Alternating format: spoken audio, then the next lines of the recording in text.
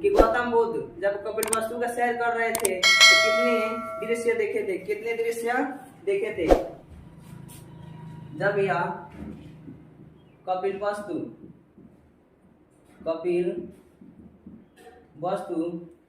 के सैर पर निकले थे,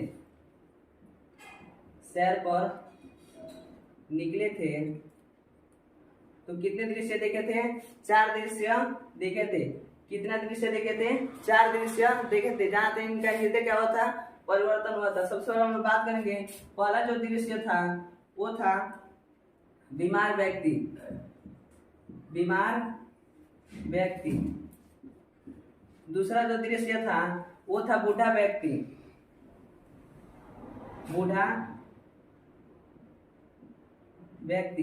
और तीसरा जो दृश्य देखे थे वो था मृत शरीर।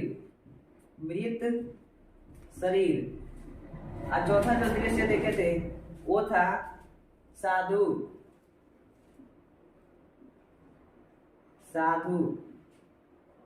देखिए, जब ये कपिलवस्तु का सैर कर रहे थे तो कितना दृश्य देखे थे, 4 दृश्य देखे थे। कौन कौन दृश्य देखे थे, पहला बीमार व्यक्ति, दूसरा बूढ़ा व्यक्ति, तीसरा देखे थे मृत शरीर और चौथा देखे थे साधु। तब गौतम बुद्ध को लगा इन सबसे अच्छा क्या है, साधु है। क्या है, सबसे अच्छा क्या है, साधु है। तो वो भी तय कर लेंगे हमको भी क्या बनना है जी, साधु बनना है। तो उसने सबसे पहले क्या किया था, गृह त्याग। क्वेश्चन पूछता है कि गौतम बुद्ध कितने वर्ष के उम्र में गृह त्याग किए थे, कितने वर्ष की उम्र में गृह त्याग किए थे। तो गौतम बुद्ध जो गृह त्याग किए थे 29 वर्ष की उम्र में क्या किए थे, गृह त्याग किए थे। एक बार क्वेश्चन पूछा था कि गौतम बुद्ध का जो गृह त्याग किए थे उस घटना को क्या कहा गया, उस घटना को क्या कहा गया, गृह त्याग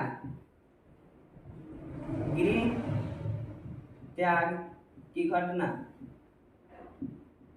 गृह त्याग की घटना को कहा गया महाभिनिष्कर्म।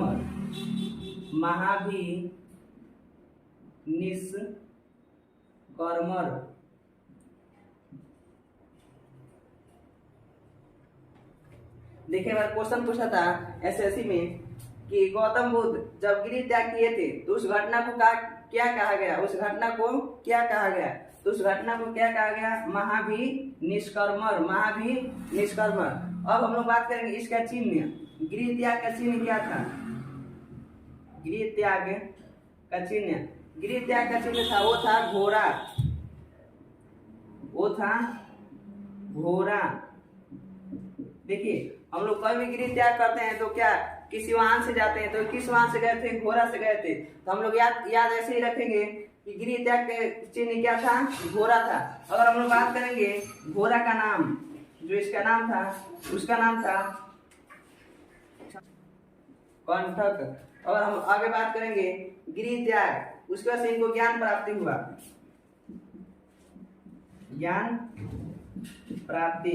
इनको जो ज्ञान प्राप्ति हुआ था वो हुआ था 35 वर्ष के उम्र में।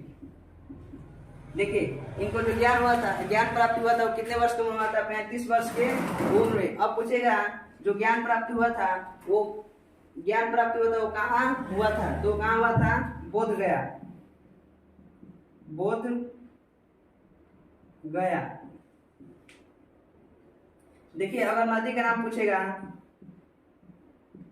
तो किस नदी के तट पर, फाल्गु नदी के तट पर इनको क्या होता है, ज्ञान प्राप्ति हुआ था। और हम लोग बात करेंगे ज्ञान प्राप्ति का चिन्ह।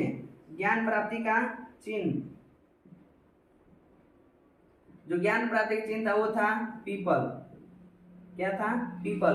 अगर क्वेश्चन पूछता है किस वृक्ष के नीचे गौतम बुद्ध को ज्ञान प्राप्ति हुआ था,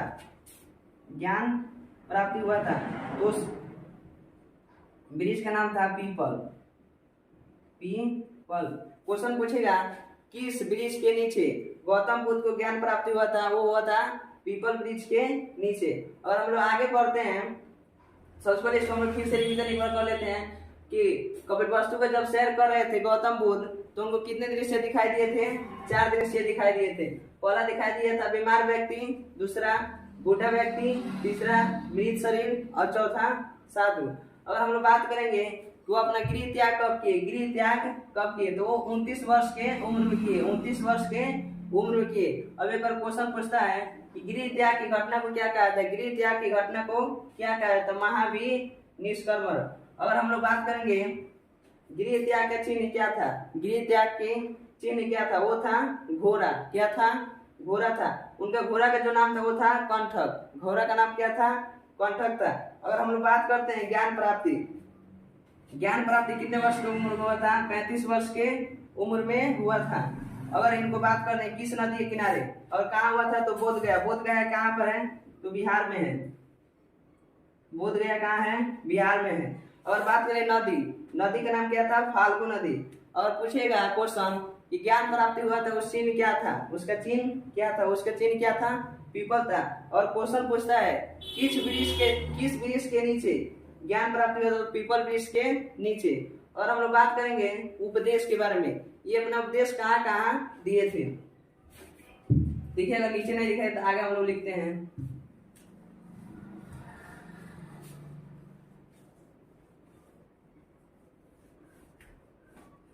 जो पहला उपदेश दिए थे वो दिए थे सारनाथ में। पहला उपदेश, पहला उपदेश, पहला उपदेश कहाँ दिए थे, सारनाथ में। कहाँ दिए थे, सारनाथ में। देखिए एक बार क्वेश्चन पूछा था बीपीएससी में कि जो पहला उपदेश गौतम बुद्ध दिए थे उस घटना को क्या कहा गया, उस घटना को क्या कहा गया, तो उस घटना को क्या कहा गया था, उस घटना को कहा गया था धर्म चक्र परिवर्तन। धर्म चक्र परिवर्तन, धर्म चक्र परिवर्तन।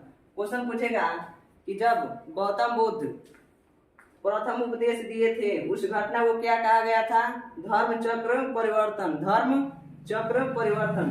अगर बात करेंगे भाषा, किस भाषा में दिए थे, भाषा, तो किस भाषा में दिए थे, पाली भाषा में।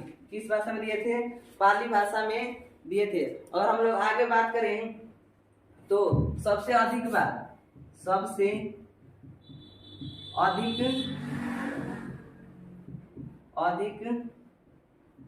बार कहाँ उपदेश दिए थे, तो वो था श्रावस्ती। श्रावस्ती कहाँ दिए थे, सबसे अधिक बार श्रावस्ती में दिए थे। इसके बाद इनकी क्या होती है,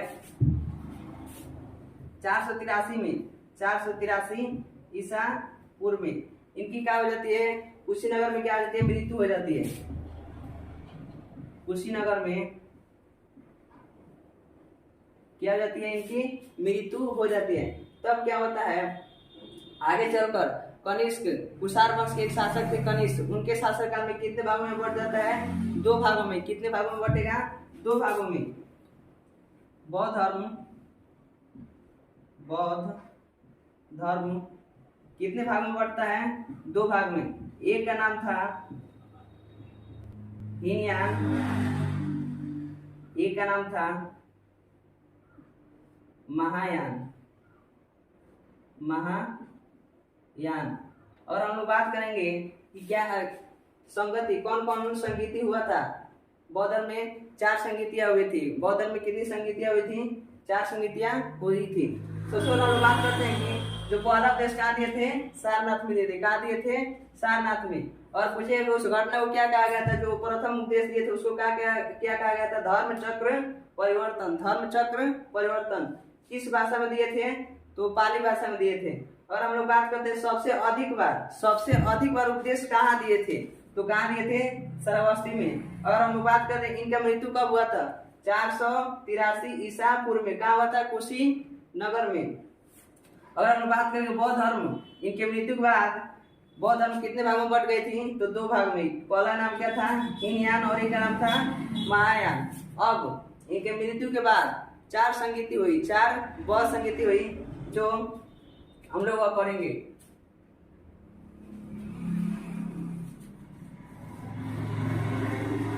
देखिए जो पहली संगति हुई,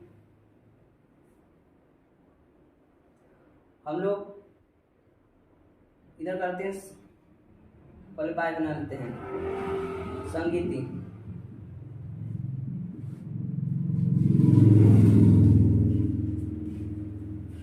इसे हम लोग बात करेंगे संस्थापक या शासक बात करेंगे, शासक। इसमें हम लोग बात करेंगे वंश, इसमें बात करेंगे समय। देखिए क्रमांक संख्या, पहला जो संगीति होती है, पहला जो संगीति होती है वो कहाँ होती है? वो होती है आपका राजगृह में, राजगृह में। अब बात करें शासक, शासक कौन था? तो शासक था अजात शत्रु, अजात शत्रु। और हम बात करें इसका वंश, इसका वंश था हर्यंक वंश, हर्यंक वंश। और हम बात करेंगे समय कितना समय हो रहा था? कितना समय था? 483 ईसा पूर्व, 483 ईसा पूर्व। ये तो हुआ था प्रथम संगीति। प्रथम संगीति कब हुआ था? 483 ईसा पूर्व में। और कहाँ हुआ था? राजगृह में हुआ था। कहाँ हुआ था? राजगृह में। कौन कराया था? अजात शत्रु कराए थे। दूसरी अगर हम लोग बात करेंगे, दूसरी तो वह हुआ था वैशाली में, वैशाली में। देखिए वैशाली में कौन कराया था? वो कराया था कालाशोक, कालाशोक जो 21 वंश के था। तो ये वंश था शिशुनाग वंश के, शिशुनाग। किस वंश के थे ये? शिशुनाग वंश के। कब कराए थे? तो 383 ईसा पूर्व में, 383 ईसा पूर्व में। देखिए दूसरी जो संगीति कहाँ हुई थी? वैशाली में हुई थी। कौन कराया था? कालाशोक कराया था। किस वंश के था? शिशुनाग वंश के था। और समय कितना था? 383 ईसा पूर्व। और हम लोग बात करेंगे तीसरी संगीति वो हुआ था पाटलिपुत्र में, पाटलिपुत्र में। अब पूछे क्वेश्चन, पाटलिपुत्र में वह संगीति कौन कराया था? कौन कराया था? वो कराया था अशोक, अशोक। अब पूछेगा किस वंश का शासक था अशोक? वो था मौर्य वंश का, मौर्य वंश का। और हम लोग बात कर देंगे कि अशोक कब वह संगीति कराया था? तो वो कराया था 255 ईसा पूर्व में, 255 ईसा पूर्व में। देखिए यहाँ से सबसे ज्यादा क्वेश्चन पूछता है, बीपीएससी में एक बार क्वेश्चन पूछा था कि तीसरी बौद्ध संगीति कौन कराया था और कहाँ कराया था? तो तीसरी बौद्ध संगीति कौन कराया था? अशोक कराया था। और कहाँ कराया था? पाटलिपुत्र। और हम लोग बात करेंगे चौथी बौद्ध संगीति, चौथी बौद्ध संगीति। चौथी जो बौद्ध संगीति हुआ था वो हुआ था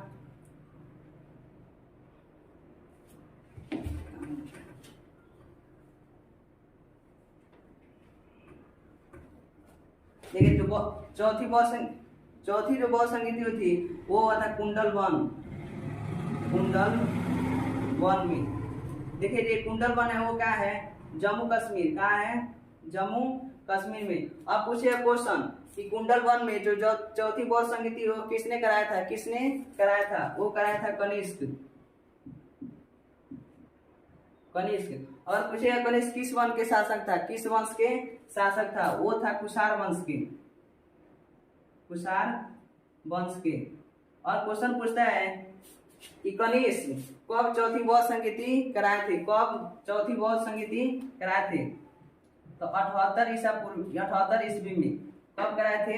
78 ईस्वी में। देखिए यहाँ यही से क्वेश्चन पूछता है कि प्रथम बौद्ध संगीति कब हुई थी? प्रथम बौद्ध संगीति कब हुई थी? 483 ईसा पूर्व में। और दूसरी बौद्ध संगीति 383 ईसा पूर्व में। और तीसरी जो बौद्ध संगीति हुई थी कब हुई थी? 255 ईसा पूर्व में। और चौथी जो बौद्ध संगीति हुई थी कब होता है? 78 ईस्वी में। कौन कराया था? तो कनिष्क कराया था। अगर